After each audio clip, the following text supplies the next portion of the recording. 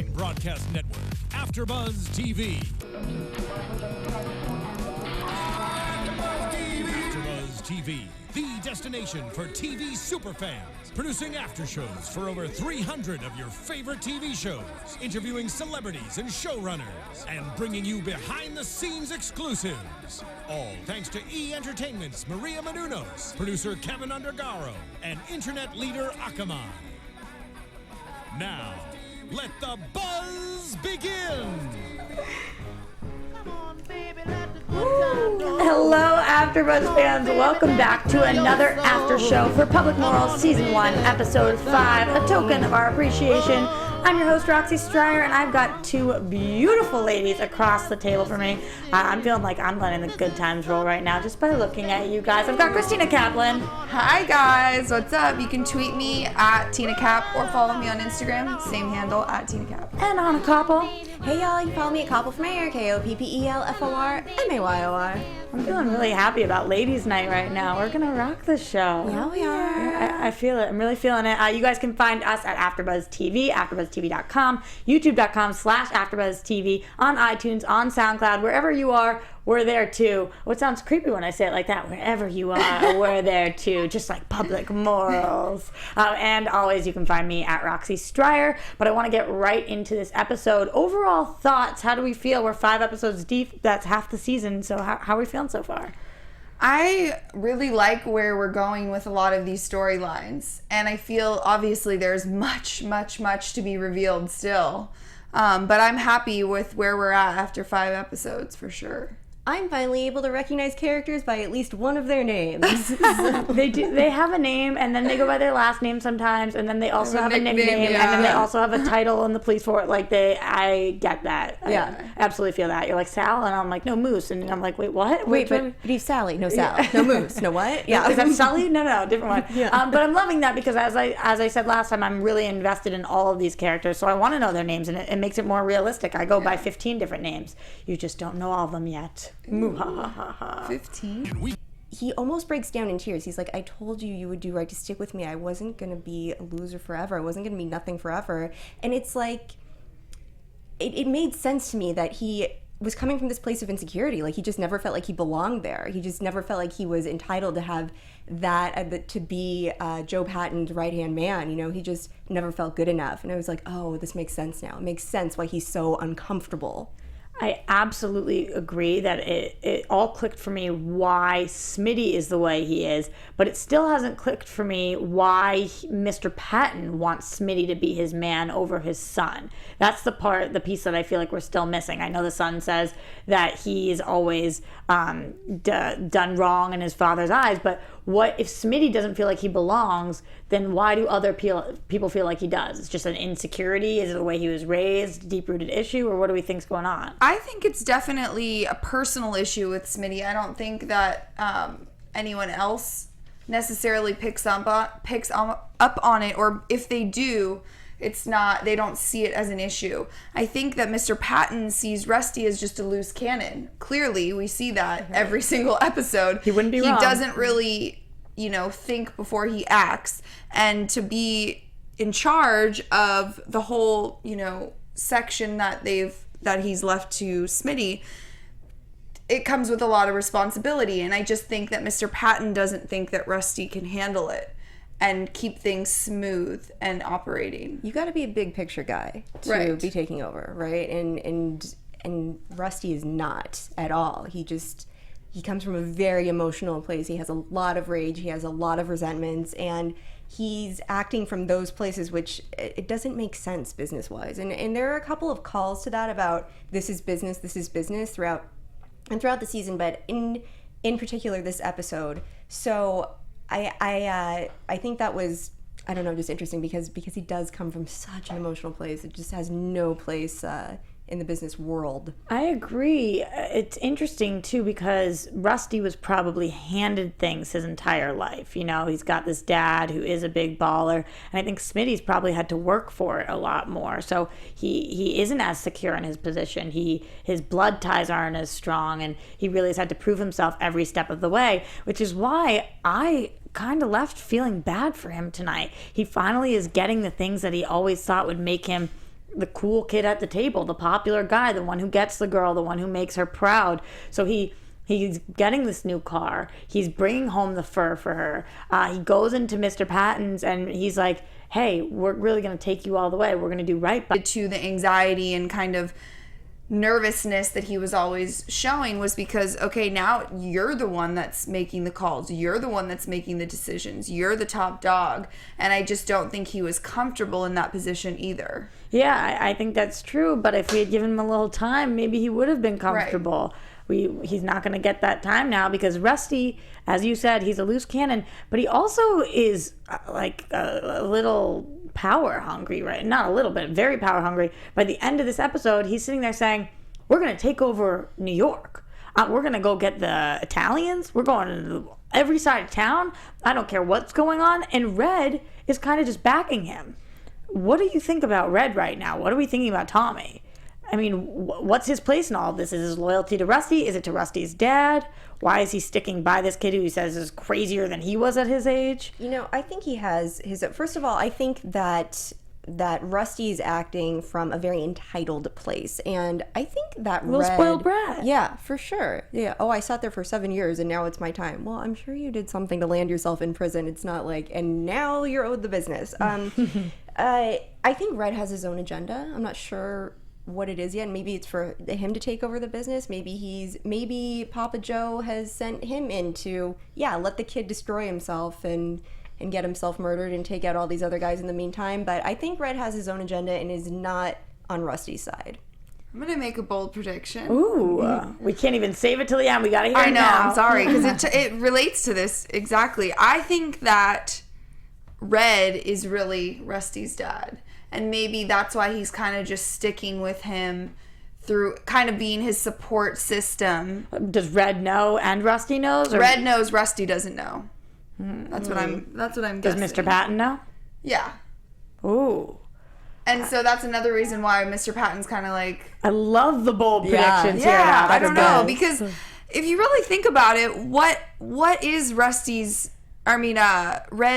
motive for just kind of taking a back seat and helping Rusty kill all these people? Well, what I was thinking is that Red was going to let Rusty do all the dirty work, and then Red was going to, after Rusty took care of all of the other problems, Red was going to take care of Rusty.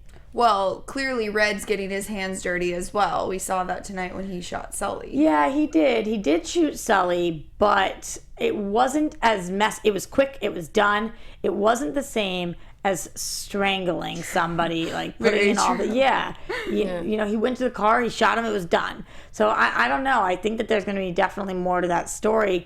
I think people that are that power hungry aren't really willing to rise to the top with somebody else. I can't picture Rusty and Red staying on the same page forever. At one point, somebody's going to deviate. Yeah. Somebody's going to die, which is another thing about this show. This show, it's pulling like a Game of Thrones or whatever. They'll kill anybody. They don't care. They're going to kill anybody. That's why we started with so many characters, because we're killing them all off. Yeah. But that's what makes the show so good. Because you never know what's going to happen. And bold predictions now at the top of the show. that everyone's going to die. Okay, so that's what's going on there. I don't know how the family ties are going to... Why is Anna laughing at me all the time? Because of my bold predictions? No. But it reminded me of this awesome preview that I saw for this new show, Quantico, that you were telling me about. Oh, yeah. There's an amazing new show. It's called Quantico. It's on Sunday, September 27th. That's where it first airs. It's a series premiere of ABC's highly anticipated new drama. So it's called Quantico. Quantico is where the FBI trains their top recruits. Over 100,000 young people apply, and only 1,200 get in, which is a very small amount. They're the smartest, strongest, and have the best skills. And now they must live and train together under one roof. But everything changes when a massive terrorist attack strikes in America, and the FBI discovers its greatest fear, that one of their top Quantico recruits is a terrorist. Which one's behind it all and becomes a traitor? It's an edge-of-your-seat drama with twist after twist after twist. Priyanka Chopra stars in one of television's top new shows of the fall, so don't miss the series premiere of Quantico. It's on Sunday, September 27th at 10/9 Central on ABC. That's Quantico, Sunday, September 27th, 10/9 Central on ABC. Sounds like fans of this show would really like that show, actually. I think it's going to be the blonde. That's the person that you think's a terrorist? Yeah. Oh, you have a thing against blondes, it sounds like. Totally. Yeah, come over to the dark side. You know you want to come back, Christina Kaplan. No, I love my hair this color, actually. I love it too. You look gorgeous. Okay, moving on to somebody that also is blonde that I'm really having a lot of fun with on the show. Oh my God, what a seamless transition that was. Fortune. Especially when you stop to say how seamless that was. Oh, but then did you like how I just cha-chinged for Fortune because it was a seamless... Oh, yeah. See, when you do something worth calling out, like if I had said that and then you guys had called me out for doing a seamless transition, it would have made me look like less of an asshole. So let's try to do that. Like if you make the cha-ching, I'll try to come good. You'll compliment me, and then everybody will love us a little more. Public morals, you know how it goes. And then Alexis helps us out in the booth, and we all look great. So we got Fortune here, and she needs some help. Fortune always needs some help. It seems like she just can't do anything by herself except for sleep with men. So and clearly not be a school teacher anymore. Which, by the way, I totally fell for the fact that she was still a school teacher. I was not seeing that one coming, and now I kind of feel like a jerk off. Yeah. Did you guys think that she was still a school teacher? I did, but then once it was revealed, I was like, well, duh. Do you think she ever was a school teacher? Maybe. Well, she said she had the card as though she was, but there was no reason to doubt it for us, frankly, because it was like, why introduce this? Well, because you're not trying to sleep with her, so there was no reason to like double check it in your mind. Oh, is this a lie she's saying to get me into bed? Right, and I'm not trying to arrest her either. So but yeah, I mean, looking back to okay, sure, of course she was lying. She knows how to like play. She knows how to read men, right? That's part of her job, and so she's reading Charlie well. Yeah, really well, and so well that kid is about to get himself in so much trouble. What is he doing? Well, yeah, he's trying to be like a pro bono pimp. I don't even think that if you asked him. It's true though. Like he doesn't want money, but he's like, I'll help pimp you out. Basically, is what he did. I feel like he has no idea that that's what he's doing. Like he's thinks the least, he's helping her. Yeah. He's the least self-aware human being of all time here. He's like, listen, let me help you. And she's like, well, what are you laughing She at? loves that. I do. Like The pro bono pimp thing still? Yeah, it really is what it is. Like, he's like, let me help you. And she's like, how are you going to do that? And he's like, well, she's like, what are you going to, like, sell? What percentage? She's like, no, I just want to help you.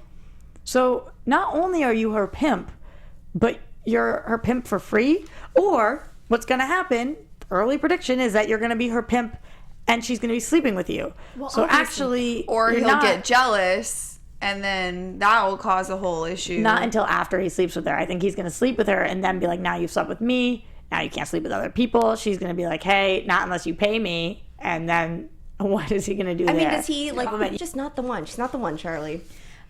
Or is she?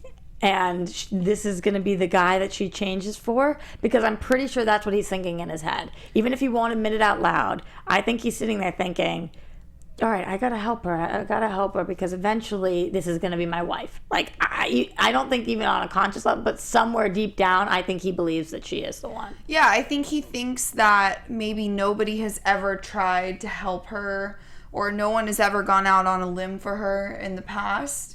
Yeah. And guys have always treated her poorly, and that maybe by him showing this compassion, showing this, you know, true care to help her and to help better her life is gonna be like, ding, oh wow, this guy cares about me, I should be with him. He's feeling a little bit of that white knight syndrome, and I don't want to make generalizations, not all men, but a lot of men need to be needed, or they like to feel needed, and clearly that's what's happening here. He loves the rescue. It's the reason it's on the show, and honestly it gives me deja vu because another show we cover together, Ray Donovan, we have a very similar situation happening right now where there is somebody who's sleeping with other men, and the guy wants her to stop or wants to swoop in and help. That's why it's depicted on television, because I feel like it happens so often where these women, they are independently making money somehow. She obviously is doing it using her body, and men come in and they look at that and they want to save them. And even if he doesn't know that's what he's doing, that's exactly what he's trying to do. And people are getting nervous about it. The people that are looking out for him are seeing that this can't be good. It's just, I think he'll talk to him in his Terry way, like, so what's going on with that girl, you know? Is that your Terry impression? Yeah, that's my Ed Bird's Terry voice. Yes, Edward, we're so sorry. Her face made it look like I did a good job. Oh, did it? That was my good job face? The people on iTunes probably thought that was my good job face. I'm telling you, it was not. Switch over to YouTube. Check out my What Is That, Christina? No, it's actually way better than I could have done. So, yeah. Well, no, you and I both have that raspy voice, so we can kind of get away with it. Yeah, that's what I was thinking, I respectfully disagree. Okay. That's exactly you know what? thinking. It's the effort that matters, that counts. Moving on to something that was a strange coincidence, and that's the fact that Fortune is coming to Charlie. She doesn't initially want him. She wasn't, or maybe she was planning this whole thing. We don't know, but it doesn't seem like she knew that Charlie would inevitably know who the madam was. So she's saying, do you know anything about this? And he's saying, I'll check it out for you.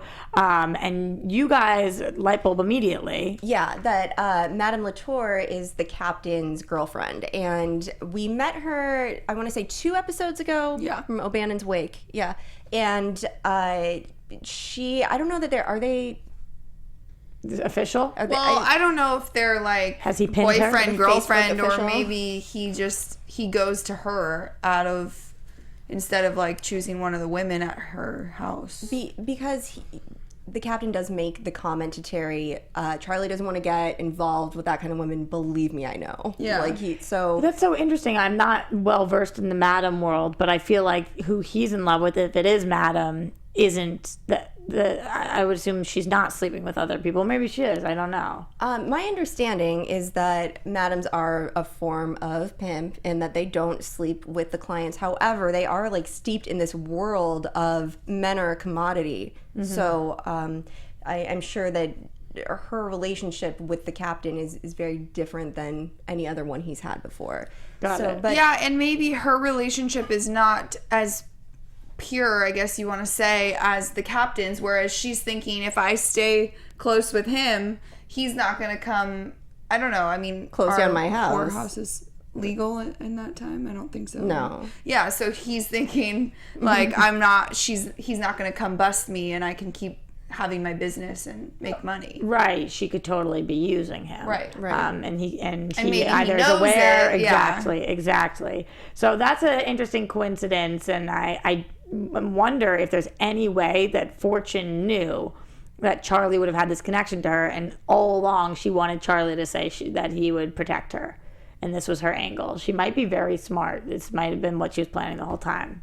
Thoughts? I don't know. I think it'd be pretty hard for her to know about the connection. What if she knows the madam and she knows that the madam sees the captain? Maybe, but I can't imagine that would be like common knowledge that the captain of the police force is with a madam. That's true. You know what I mean? So maybe, but I feel like that's a little bit of a stretch. It's a day of bold predictions. I know, it's true. It is a bold prediction. Well, but Charlie definitely does not know that the captain's dating her. Terry and the lieutenant know. Right. But they're the only ones, it seems, so far. Because they were the ones at dinner with him and her. Right, but she would, if she knew, then she would know Charlie would ask the captain. Now it's getting a little convoluted, but I'm just saying maybe this was her plan all along. Maybe she thought that Charlie would take care of her, and she's just... I mean, maybe she's already at the house. Maybe she's seen the captain come in, and so or maybe the madam has told her to get closer with him. Like, there's all different things. Or maybe that has nothing to do with it, and she just clearly wants him to take care of her in general. True. And just the madam thing is a coincidence. Very true. Because I think she could have seen that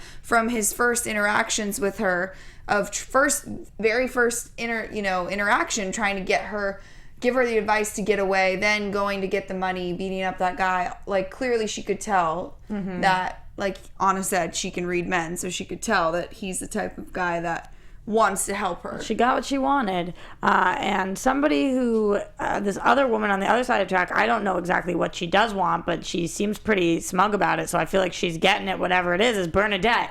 Welcome into the picture, Bernadette. I have no idea why you're here, and I am fascinated by your character. I have a bold prediction, but I feel like I'm going to save it for predictions. Yeah, oh, good, because that's the way we do the show. Was it just me, or did she remind you a lot of Teresa, like, looks-wise? They were both, like, tan, That's brunette. who I thought it was at first. Oh, interesting. No, not exactly, but I could see what you're saying. But I really thought this was a fascinating thing, that she was with Vince, that she's related to Moose, the whole tie-in. But then by the end of the episode, we see that she won't touch Vince. She won't make out with a married man. Like, I felt like they had been having an affair for a long time, and that I was corrected. And I mean, correct me if I'm wrong, but they haven't ever slept together. Right. No, but that's the way that they made it seem. Right. You know, when she's like, kept saying, well, you need to take me out. You need to take me out. Take me out for a proper date. Yeah. But then she gets in his car, and I'm like, all right, maybe she's one of those girls who says that, but now she's going to go bang him in the car. But she didn't. Right. I don't know. She wants to be a mobster, but she isn't the kind of girl that will do this. She's got an interesting code. And people with interesting codes make for the best kind of characters. So she's definitely on my radar in a big way right now. Well, yeah, because she even made a mention of, or I think it was Vince that said something about her dad who ran the, is it a diner or a bar or whatever that she works in? The 7 days now? A week, the diner. Yeah, and she said, you know, I don't want to do that, blah, blah, blah, blah, blah. So clearly we know that she doesn't want, like, a normal life. Right. And she also is sticking up for her uncle, and she's standing by Moose, so who knows how closely she's working with him right now. But Moose, we've been talking about him for a while, and he was a huge part of tonight's episode because him and his son have been screwing these cops, and it seems to me like if you mess with these cops, you're messing with the wrong people. Terry's pissed. Yeah. Terry's pissed. He's talked to Vince about this a couple of times now. He said, Vince, listen, your dude Moose, not a good guy, totally burning us. And I predicted the other week that Vince was actually in on it with Moose. Tonight we see that he's not in on it, but he definitely is protecting Moose as much as he can. Well, they grew up together, right? Yeah. Right. Exactly. So Moose is burning Vince, though. He's like, listen, this has been going on for a month. Vince was like, cut the crap. This has been going on for 5 months. I know the deal. Then Moose is like, oh, well, maybe. I'm like, come on, Moose. Like, you can't fool him. So I was really proud of Vince, actually, that he did allow Terry to come in. He didn't have a choice, but he had Terry come in, and he did have at least Moose empty his pockets. It seems like Vince, for now, is on Terry's side. Has the appearance of. There were a couple of things with this that I really appreciated. First of all, that face-off between Terry and Sal, or Moose, or whatever. I just felt like it was such a powerful scene, and we learned, or it was reinforced, the code of ethics of what is and isn't okay. And Terry says, you know the rules. We have not changed them on you. You play by the rules or you don't play, bottom line. And after they leave, Vince says something, come on, like, tell me you never cut one of those Irish guys a break. And Terry's like, no, not when it comes to money. Absolutely not. So I love that. Like, we're very clear on what the rules are. Yeah. So never with money. Like, maybe we'll let you go in this situation, that situation, bend the rules here and there, but not when it comes to money. Because that's why they're in on this. That's the only reason that they're doing illegal things, is because he wants to make money. He wants to work for his family. He wants to get them out of this apartment, whatever it is. So when it comes to money, he's got his code. I agree. I loved that scene. I thought it was awesome. And it's interesting that Vince, maybe it's just because it was his friend, but that Vince wasn't as hard on the situation. Right. Do you guys want to make money? Always. I don't know anybody who says no to that question. I know. Well, you know what a really good way to potentially make millions of dollars is? I don't know, but I have a feeling you're going to tell me. I hope so. I am! Sign up for DraftKings. That was an awkward throw, but DraftKings is one of... Actually, no. It is the best fantasy football site out there because, you guys, you do a weekly fantasy football team. So let's say you had Tony Romo this past week. He got injured. Mm-hmm. You don't have to stick with Tony Romo for the rest of the season. You can get a new team each week. There's a chance to win $1 million every single week this season. I mean, I don't know how you could pass up on that. Yeah, that's pretty amazing. We got to tell Terry all about this. Yeah, we should, because it's a little cleaner than going and roughing up some mobsters. But because AfterBuzz is so great and we've partnered with all of these great sponsors, we help each other out. So we have a promo code for DraftKings, BUZZ, B-U-Z-Z, so you can play for a free shot at $1 million.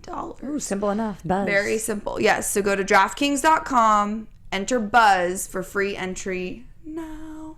Awesome. That's great. I'm gonna tell Terry next time I see him. Hey, listen, you don't have to do illegal stuff anymore. You're gonna make money. When are you gonna see him next? I have a feeling we're gonna be seeing him in here very soon, guys. That's a great time to mention. We have some really awesome guests lined up for, I think, from now until the end of the season. This is a 10-episode season. Yes. There's somebody coming in every single week. Hopefully including the creator of the show, all of your favorite characters.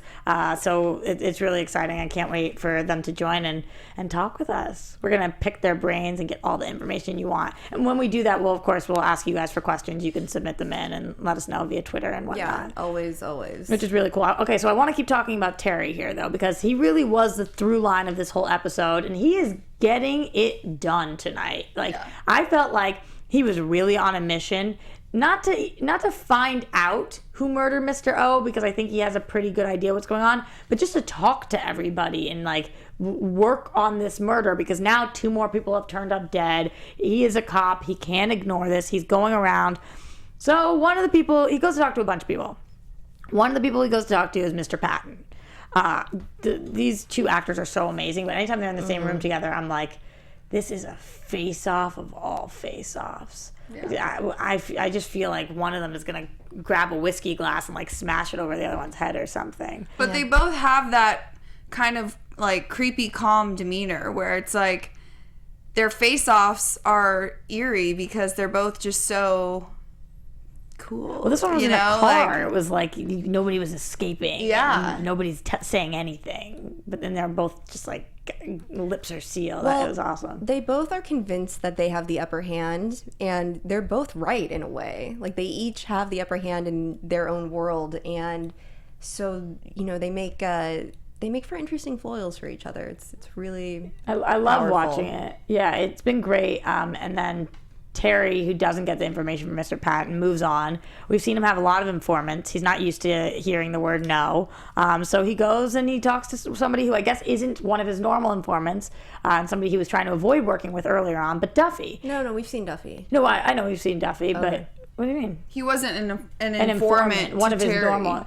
Terry's got all of his informants that he's used, and earlier in the season, I think it was Sean that wanted Terry to bring Duffy into the fold, and Terry was like, no. Tonight he's come to a place where he finally has to. Yeah. And so he brings Duffy in, and he's like, listen, you're going to do this. You're going to go get in with Rusty's crew, and you're going to figure this out for me. So do that or go back to jail. Doesn't give him much of a choice. So Duffy goes and does that. He gets in with Rusty's crew, or he tries. He's not smooth at all. He asks questions right off the bat. Rusty sends him out looking for Richie. Richie's nowhere to be found.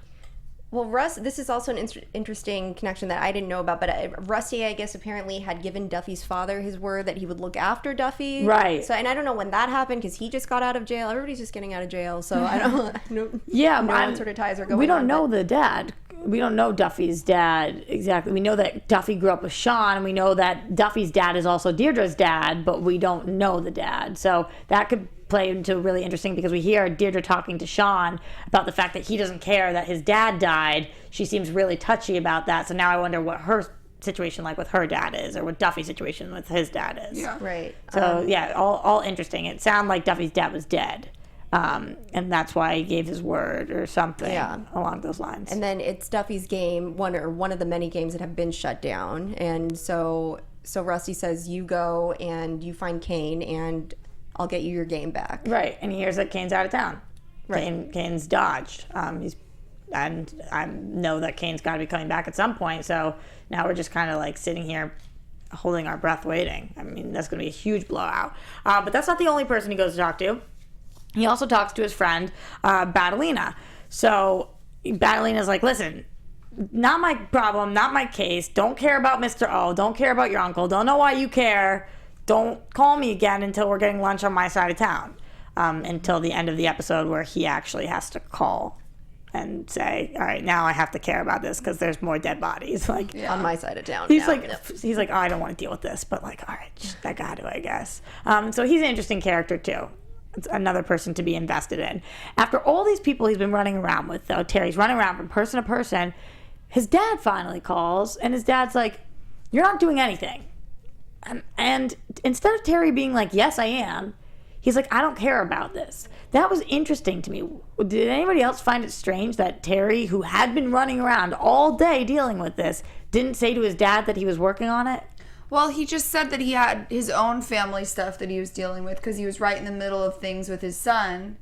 But he could have said so many things to get his dad off his back. Like, I talked to this person today, I talked to this person. He didn't say any of that. I think he just, it didn't cross his mind. He was just thinking about his kid and was like, I don't have time to explain this to you right now. I don't know. Are you reading more into it than that? Yeah. I agree with you, Roxy, because I had the same feeling. And I find there are people in my life where I know no matter what I say, they're going to continue to argue with me. So I usually just end up saying, maybe you're right. Yeah, because it's not good enough no matter what you do. It doesn't matter what you say. So I think that's probably the relationship that he has with his father. Like, why he's playing the Aunt Kay card? Like, come on, So I just imagine that Terry has, I don't know, always been a disappointment to the father, or just it's never good enough. And so he just kind of knows at this point, like, just say whatever and end this conversation. I could totally see that, but the way that I interpreted it was that he knows he's going to get to the bottom of this, and he's going to bury it. So he doesn't want his dad to know how close he is and who he's talking to, because he doesn't want there to be an all-out war, and he's going to figure out who killed Mr. O and how it happened, and then he's going to bury the whole story. That's more likely. I think you're right. I don't know if it's true, but if my dad called me and was like, you don't care, da-da-da, I feel like at one point I would be like, what do you mean I don't care? I'm dealing with my family right now. I was dealing with this all day. I went and I talked to Mr. Patton. I talked to Duffy. I talked to Catalina. I was at this bar. I was just like, I would say something to stick up for myself, because he's like that. He's that kind of guy who does stand up for himself. So I think he's got another thing up his sleeve or something going on there. Just a quick thought. I did feel bad for the dad though. The dad was really sad. It was kind of a sweet moment. For lack of better words. Like, it's not sweet, but he was just like, you don't care. And it's his brother, I guess. Yeah. It's a big deal. They made a promise to the wife. Okay, so all of that happens, and then we are like, all right, we got to move on from the Mr. O situation. We got to start talking to the captain, and we're gonna work with the captain, and we're talking to the captain, who's concerned about many different things. The captain's concerned about what's going on with Charlie. The captain's concerned about what's going on with Vince. The captain doesn't want to actually deal with any of the problems himself. He just kind of wants to tell Terry, listen, you got to deal with these. Yeah, what does the captain do? What does the lieutenant do? I feel like Terry's running everything. Yeah, they tell Terry what to do, I guess. But Terry doesn't get bossed around really well. Terry's the head of the Public Morals division. Yeah, that's true. And Terry's the head of his own family. And what does that mean? I guess that means dealing with drunk 13-year-old James. He got so abusive with James. He's always abusive with him. He calls him a moron and an idiot and all this stuff. I guess that's one way to deal with it, but clearly it's not working. No. Well, maybe that's how his dad spoke to him. Maybe. And that's all he knows, is because usually when it comes to parenting, you parent the way your parents parented you. Yeah. Not to sound redundant or anything. No, but if that's how the uncle was treating Sean, maybe Right. that's how the dad was treating him. It's absolutely true. But I want to see Christine be like, hey, Terry, watch it. That's our son. Like, instead of just yelling at him, why don't we actually try to actively make a difference? She did kind of, when they first had that issue with him, and I think, was it the first or the second episode? Yeah. She kind of told him to stop talking to him like that. Eventually. But it wasn't, she's like, he feels bad enough, but it wasn't really, I think, reciprocated. Yeah, absolutely. So I know that this family right now, they're alluding to something. The issues that are going on are going to become bigger issues. I think Terry loves Christine very much. I think he loves his family very much. And I think if he doesn't watch himself, he's about to lose his family. He needs to pay more attention to them and less attention to all the other things that are going on. Okay, so before we wrap up, I know that Anna had an amazing prediction. I want to get your guys' predictions in general. So let's get to some of those. Okay. And now, your AFTERBUZZ TV prediction. Okay. Your whisper is so creepy. I have two predictions. One prediction, I've predicted this before, but I'm thinking Shay is definitely working for the FBI. He has like a bigger sort of long game going on. Sal's on the phone. Vince is on the phone, and he said something like, I've always done right by you. I've always done the right thing by you. And Shay just sort of like looks over. Like he's being very aware of what's going on with everybody else. And he just seems hyper aware. Anyway. I completely agree. And he's like, go do something. And Shay's like, oh, okay. Like what? Yeah, no. So, yeah. So anyway, and then I think Bernadette kills Vince. That's my bold prediction.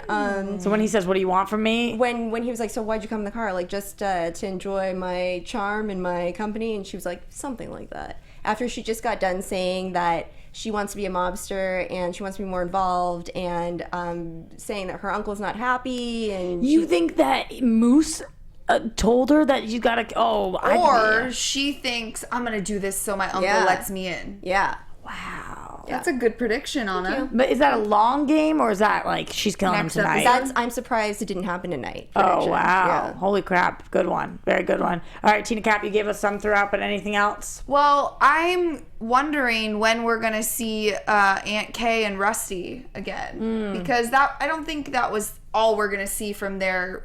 whatever we think their relationship is. Yeah, we definitely have to learn more about why Rusty did the murder, and it can't just be because he's a loose cannon. I think he definitely... Yeah, so hopefully we can find out a little bit more about that next episode. But clearly we see a standoff with Austin, that's the actor's actual name, Sean and Terry and the bartender. Yeah. That's what I was gonna say. This poor bartender, he's gotten wrapped up in something, he has no idea what it is.